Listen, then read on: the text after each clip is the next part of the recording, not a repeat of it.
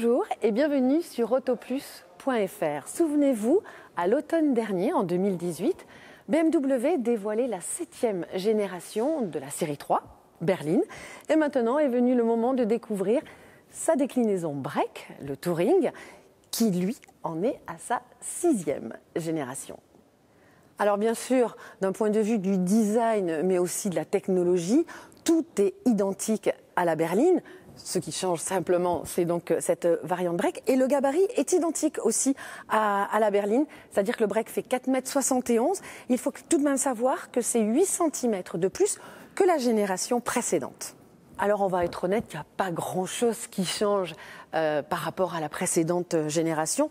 Le Touring conserve toujours cette ouverture super pratique en deux parties. Et ce qui est assez étonnant, de l'aveu même des gens de chez BMW, c'est que beaucoup de propriétaires l'oublient, alors que c'est vraiment super pratique quand on veut juste mettre un sac ou quelque chose comme ça. C'est vraiment très sympa, très pratique et assez joli. Sinon, à l'intérieur du coffre en lui-même, le volume ne change pas, juste 5 décimètres cubes, donc c'est rien. Mais ce qu'ils ont voulu faire, c'est le faire plus pratique. Ainsi, ici, directement, on a le fond plat.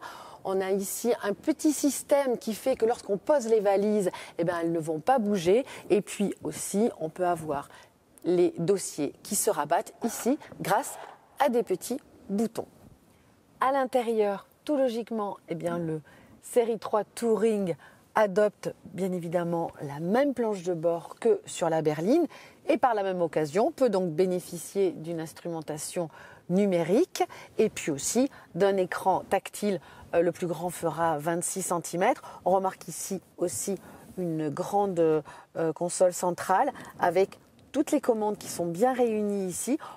On conserve toujours quand même la molette qui permet de zoomer à l'intérieur de l'écran. Et puis un rangement ici avec des prises USB.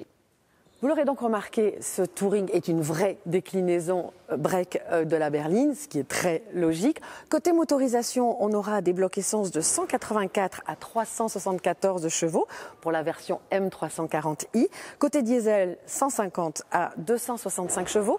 Et il faut savoir qu'il y aura aussi l'année prochaine, en 2020, une version hybride rechargeable à 330E d'une puissance cumulée de 293 chevaux avec une autonomie en 100% électrique qui devrait être supérieure à 60 km. Voilà ce qu'on pouvait dire pour le moment sur ce break Touring en attendant les essais qui arriveront à l'automne, puisque la commercialisation débutera à la fin du mois de septembre, juste après le salon de Francfort. À très bientôt sur autoplus.fr.